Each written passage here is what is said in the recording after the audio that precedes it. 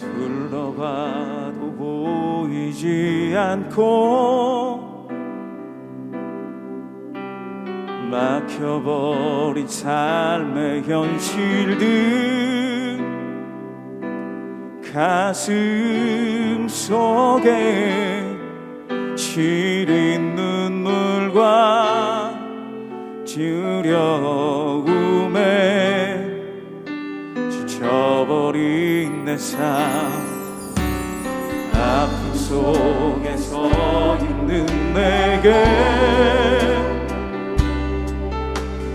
안타까워 손 내미시네 눈을 뜨니 주님 계시네 나를 안고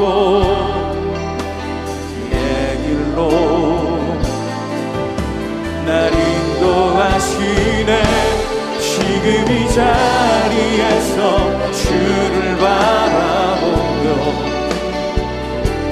지금 이 자리에서 주가 영광 받으시도록 주께 승복하리라 주께 나가리라 지금 이 자리에서 살아내리라.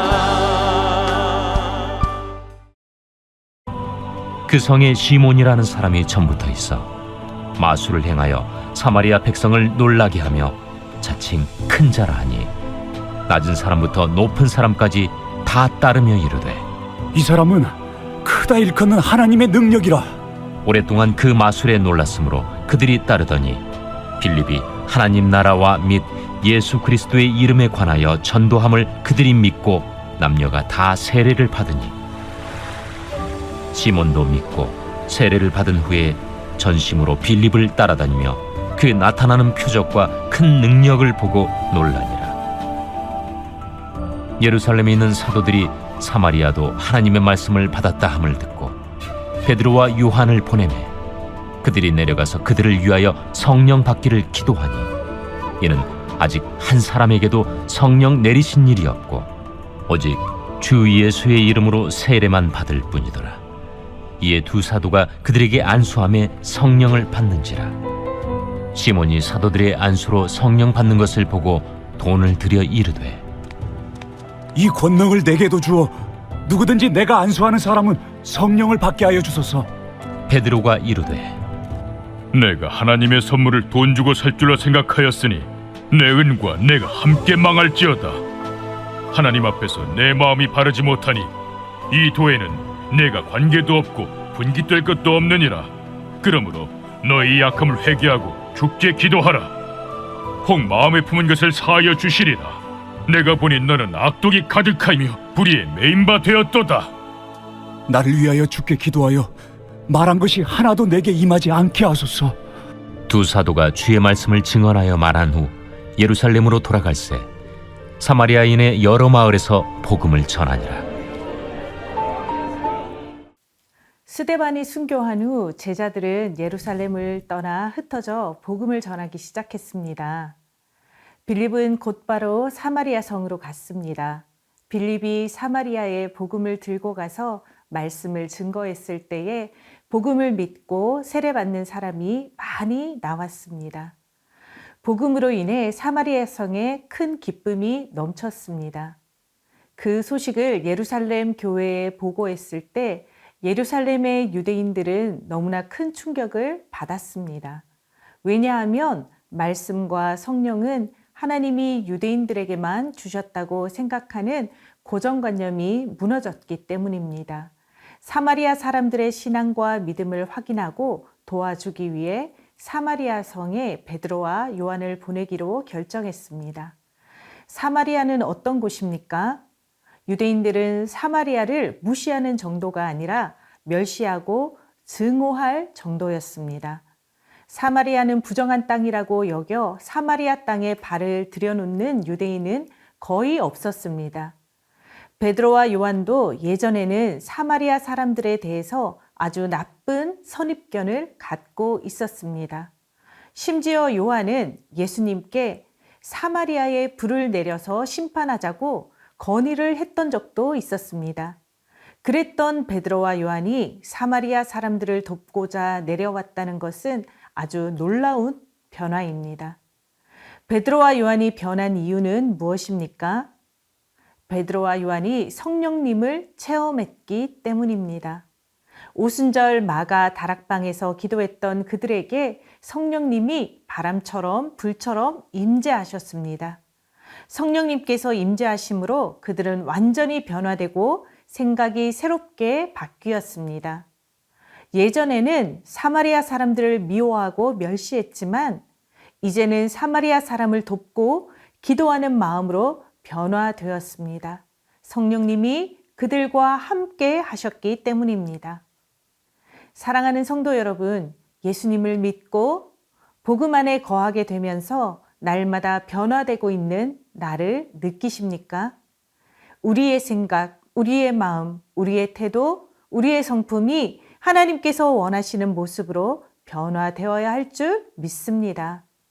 이것은 우리의 능력이 아닙니다. 우리가 성령 안에 거할 때 성령님이 우리 가운데 일하시기 때문입니다. 우리의 능력이 아니라 성령의 능력이 우리를 변화시키는 것입니다. 우리 스스로의 능력으로 변화되기 위해 애쓰는 것이 아니라 날마다 성령 안에 거하기를 애쓰며 살아가는 우리 성도님들 되시기를 바랍니다. 성령님이 일하시고 성령님이 변화시키시고 성령님을 통해 예수님을 닮아가는 우리 모든 성도님들 되시기를 축복합니다. 이렇게 변화된 베드로와 요한은 사마리아에 대한 편견의 벽, 인종의 벽을 모두 무너뜨리고 성령의 하나 되게 하시는 역사 가운데 사마리아인들을 위해 기도했습니다. 15절부터 17절 말씀입니다. 그들이 내려가서 그들을 위하여 성령 받기를 기도하니 이는 아직 한 사람에게도 성령 내리신 일이 없고 오직 주 예수의 이름으로 세례만 받을 뿐이더라. 이에 두 사도가 그들에게 안수하며 성령을 받는지라. 베드로와 요한은 복음을 받아들인 사마리아 사람들을 위해 안수하며 기도했고 그들에게 성령님이 임재하셨습니다. 저는 여기에서 의문점이 생겼습니다. 빌립이 이미 복음도 전했고 사마리아 사람들이 믿었고 세례를 받으면서 온 성이 기뻐했는데 왜 굳이 성령님은 베드로와 요한이 와서 기도할 때까지 임재하지 않았을까요? 빌립의 능력이 베드로와 요한보다 약했기 때문일까요? 베드로와 요한 두 사도가 올 때까지 성령의 임재가 지체된 것은 베드로와 요한 두 사람 때문이었습니다. 선민 사상과 성전 중심 사상으로 평생을 살아왔던 베드로와 요한에게 유대인 말고도 유대의 땅 말고도 성령님의 임재와 구원이 임할 수 있다는 사실을 보여주시는 하나님의 시청각 교육의 현장이었습니다. 두 사도를 사마리아에 보내신 하나님의 목적은 베드로와 요한에게 성령을 주라는 뜻이 아니라 성령을 받는 사마리아인들을 목격하라는 것이 바로 하나님의 의도였습니다. 그래서 성령의 임재 타이밍이 빌립이 복음을 전할 때가 아니라 베드로와 요한이 기도할 때가 된 것입니다. 성령님의 기가 막힌 타이밍은 사마리아 사람들을 위한 것도 아니고 빌립을 위한 것도 아니고 베드로와 요한을 위한 하나님의 계획이었습니다. 기도하는 자나 기도 받는 자나 하나님의 뜻을 깨달으며 하나님의 은혜를 받는 자일 뿐인 것입니다. 말씀을 전하는 자나 말씀을 듣는 자나 똑같이 하나님의 뜻을 깨닫고 하나님의 은혜를 받는 자가 되는 것도 동일한 원리입니다. 성령의 임재는 사람인 누군가에게서 능력이 나오는 것이 아닙니다. 성령의 임재는 하나님의 크신 계획 가운데 하나님의 정확한 타이밍에 하나님의 뜻이 이루어지는 것입니다. 그런데 이 자리에 성령님을 오해한 한 사람이 있었습니다. 바로 마술사 시몬입니다. 베드로와 요한이 하나님의 정확한 타이밍에 하나님의 선한 도구로 쓰임받는 것을 이해하지 못한 마술사 시몬은 성령의 능력이 마치 베드로와 요한에게서 나오는 것으로 오해하고 말았습니다. 시몬은 어떤 사람입니까? 시몬은 사마리아 성에서 아주 대단한 능력을 가진 사람이었습니다. 9절부터 10절 말씀을 보겠습니다. 그 성에 시몬이라 하는 사람이 전부터 있어 마술을 행하여 사마리아 백성을 놀라게 하며 자칭 큰 자라 하니 낮은 사람부터 높은 사람까지 다 따르며 이르되 이 사람은 크다 일컫는 하나님의 능력이라 하더라. 사마리아 백성들이 마술사 시몬이 행하는 마술을 볼 때 마치 하나님의 능력이라고 생각할 만큼 그의 실력은 대단했습니다. 우리 현대인들은 마술이 날랜 손재주와 기발한 속임수를 사용한 가짜라는 것을 알고 있습니다. 우리는 마술이 진짜가 아닌 속임수라는 것을 알면서도 마술이라는 기가 막힌 기술에 박수와 찬사를 아끼지 않습니다. 그러나 2000년 전 사람들은 마술이 가짜고 속임수라고 생각하지 않았습니다. 그 당시 한 역사가는 마술에 대해 이렇게 말했습니다. 마술사는 신의 세계와 직결되어 있었고 마술은 신들의 선물로 통했다. 그래서 마술사 시몬은 사마리아 사람들에게서 하나님의 능력이라고 인정받으며 그들의 두려움을 이용해서 그들의 찬양을 받으며 그들의 돈을 거두어 드릴 수가 있었습니다. 당시 최고의 마술사였던 시몬도 빌립에게서 복음을 들었고 세례도 받았습니다. 그리고 두 사도가 안수하며 기도할 때 그 자리에서 성령님이 임재하는 역사도 보았습니다. 하지만 결정적으로 성령을 받지는 못했습니다. 18절에서 19절 말씀입니다. 시몬이 사도들의 안수로 성령 받는 것을 보고 돈을 들여 이르되 이 권능을 내게도 주어 누구든지 내가 안수하는 사람은 성령을 받게 하여 주소서 하니. 지금 마술사 시몬은 성령님에 대해서 단단히 오해하고 있습니다. 오히려 오해보다는 무지에 가깝습니다. 성령님은 하나님이신데 성령님을 마술과 같은 어떤 능력이라고 착각하고 있고 그 능력을 돈으로 살 수 있다고 생각하는 것입니다. 시몬이 이렇게 부탁하는 이유가 무엇입니까? 개인의 욕심 때문입니다. 그 능력을 소유하면 사람들에게 지금보다 더 큰 영향력을 행사해서 더 많은 명예와 재물을 얻을 것이라고 생각했습니다. 복음을 전하는 빌립을 따라다녔지만 시몬은 예수님을 믿었던 것이 아니라 빌립이 보인 기적과 능력을 자신도 소유하고 싶었기 때문입니다. 그래서 베드로와 요한에게도 성령의 능력을 돈을 주고 사려고 한 것입니다. 베드로는 시몬의 진짜 주인이 누구인지 정확하게 대답해 줍니다. 20절입니다. 베드로가 이르되 내가 하나님의 선물을 돈 주고 살 줄로 생각하였으니 내 은과 내가 함께 망할지어다. 복음을 듣고 세례를 받았음에도 불구하고 시몬의 주인은 예수 그리스도가 아니라 돈과 은이었습니다. 시몬의 관심은 말씀도 복음도 세례도 성령도 아니었습니다. 시몬의 관심은 빌립이 행했던 표적과 큰 능력이었습니다. 베드로와 요한이 기도할 때 성령의 능력을 베푸는 그들의 기술에 관심이 있었습니다.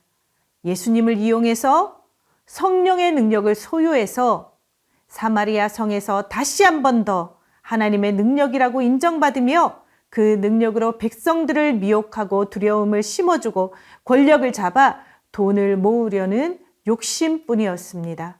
시몬의 믿음은 진짜가 아니었습니다. 복음을 받아들이고 세례를 받은 수많은 사마리아 사람들 중에 시몬도 속해 있었습니다. 겉모습은 똑같았기 때문에 사람의 눈으로는 구분할 수 없었습니다. 예수님의 12 제자 중에 가룟 유다도 구별할 수 있었던 사람은 아무도 없었습니다. 그렇다면 오늘 말씀에서 나는 시몬이 아니다. 나는 가룟 유다가 아니다. 결론을 이렇게 맺어야 할까요? 내 안에 있는 옛사람 시몬, 내 안에 남아있는 죄인 가룟 유다를 찾아 하나님 앞에 회개해야 할 것입니다. 교회 안에서 믿음이 좋은 척 살아가고 있지만 예수님이 아닌 나를 드러내고 칭찬받기 위한 삶은 아니었는지, 하나님을 소리 높여 부르지만 하나님을 내 삶의 주인으로 인정하지 못하고 살아가지는 않는지 하나님 앞에 정직하게 마음을 살피고 회개하는 우리가 되었으면 좋겠습니다. 마술사 시몬의 진짜 문제는 성령님을 경험하지 못했다는 것입니다. 말씀을 듣고 복음을 지식적으로는 알아도 성령님을 몰랐기에 그의 삶은 변할 수가 없었습니다. 베드로와 요한의 변화는 성령님의 임재 후 성령님과 동행할 때 그들의 생각, 그들의 마음, 그들의 태도, 그들의 성품, 그들의 모든 삶이 성령님으로 인해 변해갈 수 있었습니다. 베드로와 요한과 같이 오늘도 성령님께서 우리의 삶 깊숙이 임재하시고 성령님이 다스리시고 성령님이 인도하시고 성령님이 변화시키는 복된 하루를 살아가는 우리 모든 성도님들 되시기를 축복합니다. 함께 기도하겠습니다. 성령님, 우리의 삶 가운데 충만하게 임재하여 주셔서 우리의 생각, 말, 태도, 성품, 인생이 성령으로 변화되게 하소서. 아멘. 성령님을 갈망합니다. 우리와 날마다 동행하여 주시고 우리를 다스리시고 선한 길로 인도하여 주옵소서. 아멘.